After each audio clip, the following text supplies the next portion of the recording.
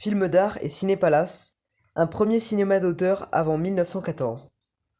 Une causerie d'Alain Caroux donnée le 25 janvier 2024 au musée Clémenceau autour de l'exposition Focus Clémenceau et le cinéma est déclinée en podcast. Épisode 1. Présentation du film Le voile du bonheur d'Albert Capellani en 1910. Ravi de vous retrouver et pour moi de retrouver un sujet sur lequel j'ai commencé à travailler il y a maintenant euh, plus de 25 ans, celui des relations entre les milieux littéraires français et le cinéma des premiers temps. Alors en réalité, je vais un peu déplacer le sujet de mon intervention, de ma causerie par rapport à ce que j'avais annoncé, parce que quand j'ai proposé le titre de cette causerie, je n'avais pas encore pu voir les films. J'ai donc été très prudent par principe. Je ne savais pas si j'aurais beaucoup à vous dire des films eux-mêmes, ni ce que j'aurais à en dire, et encore moins ce que j'allais ressentir à leur vision. Ce sont des films qui, au moment de la conception de la programmation culturelle, étaient encore en cours de restauration, je crois. J'ai donc prudemment proposé un titre, celui qui est dans le programme, qui évoque le contexte de la production du film de 1910, donc de la première version cinématographique du Voile du Bonheur.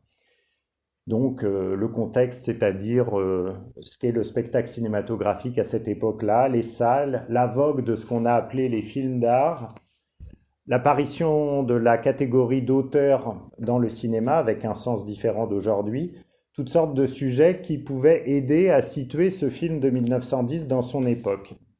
Et puis j'aurais pu à partir de là faire des comparaisons avec le contexte de l'adaptation de 1923 qui est très différent et même opposé à bien des écarts. Et puis j'ai pu voir ce film, donc, peu de temps après avoir proposé le titre, et je dois dire qu'il m'a procuré un grand plaisir. Je me souviens avoir tout de suite réagi par mail disant que c'était un régal.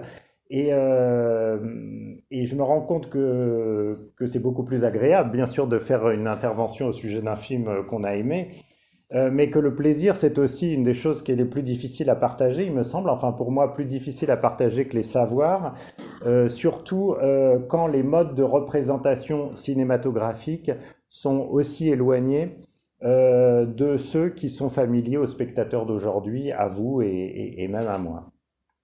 Parce que oui, en effet, remonter au début des années 1910, dans le cinéma de cette époque, c'est remonter vers des formes filmiques qui nous sont presque absolument étrangères, terriblement étrangères. Et elles sont devenues étrangères à nous, non pas par l'effet d'un lent éloignement au fil des 100 années qui se sont écoulées depuis, mais elles sont devenues étrangères dès les années 20, parce que entre le milieu des années 10 et le milieu des années 20, donc quelques années après ce film, sont apparus tous les éléments de la syntaxe cinématographique classique, c'est-à-dire les valeurs de plans différenciés, avoir des plans larges, des plans rapprochés, des plans d'ensemble, les éclairages expressifs, un jeu sur les lumières pour souligner des éléments significatifs, et puis le découpage et le montage, tous ces éléments liés entre eux qui constituent la syntaxe cinématographique, qui n'est pas présent de façon, sinon à l'état vraiment embryonnaire, dans un film de 1910.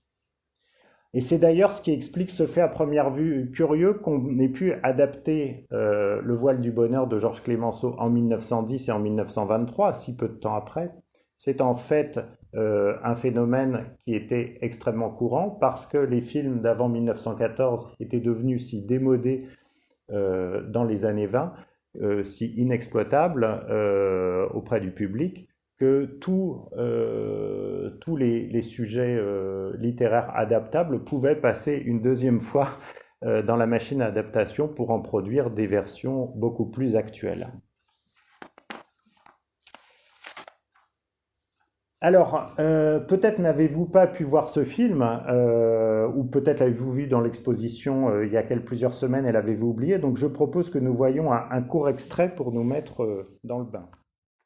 Alors, si je tente de voir clair dans les plaisirs de spectateurs, certes habitués au cinéma de cette époque, que me procure ce film, parce que j'aimerais vous les faire partager à vous qui les connaissez peut-être moins, je crois que je vois trois sources de plaisir.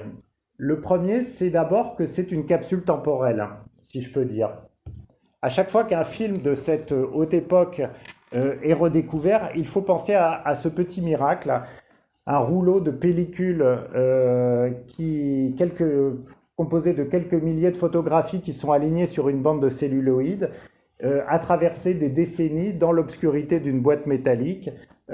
Personne ou presque ne s'y est intéressé depuis les dernières projections publiques qui remontent peut-être, alors la copie est soviétique, enfin c'est une copie, je veux dire, d'exploitation en Russie, peut-être jusqu'aux années 20 qu'on a pu montrer un film comme celui-là.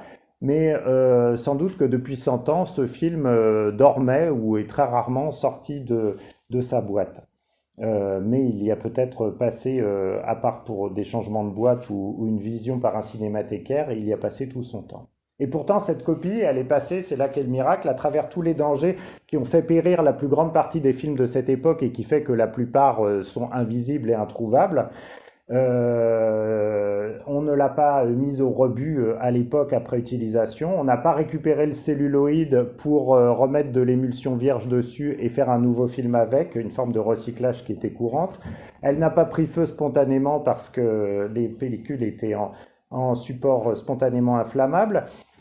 Et même une fois collectée par la cinémathèque de l'URSS, elle n'a pas disparu dans les aléas qui ont jalonné l'histoire des archives du film jusqu'à nos jours.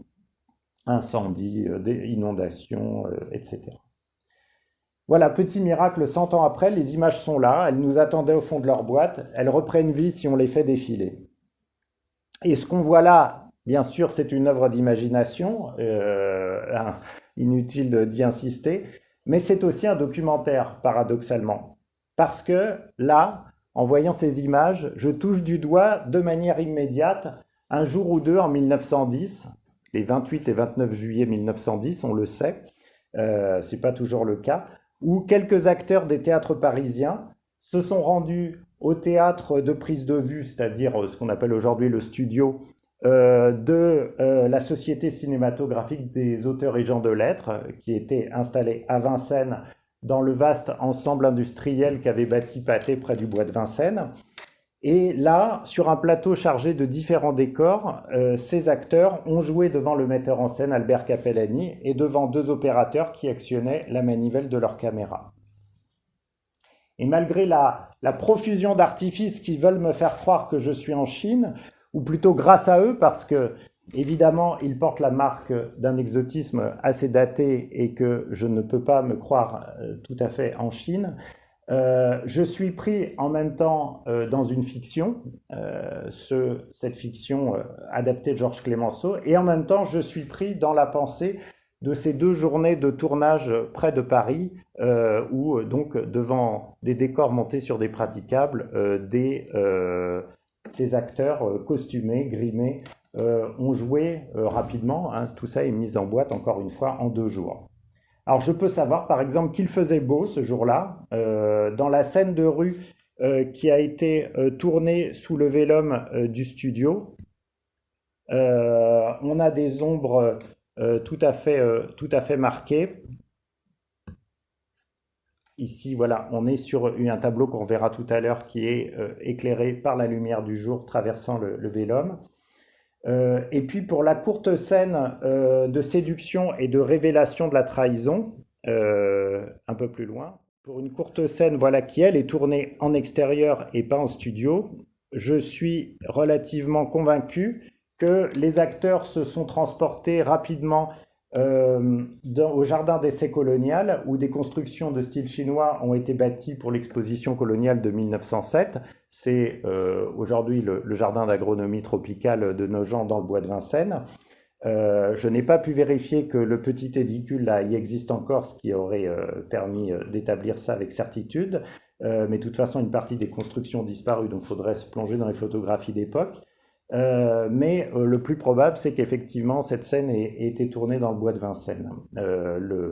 ces constructions leur tendaient les bras et c'était évidemment la solution qu'on choisissait, proximité, économie. Et donc, quand on se promène aujourd'hui dans ce secteur, Vincennes, Montreuil, Le Bois, Nogent-sur-Marne, on traverse des lieux qui sont peuplés d'images fantômes, celles des innombrables tournages en extérieur qui ont été faits par les équipes Pathé dans les environs de leur théâtre de prise de vue dans ces années-là. Y compris voilà, des films américains avec des détectives qui sont tournés dans le domaine du bois de façon évidente, des choses, des superpositions comme ça, parfois un peu cocasses.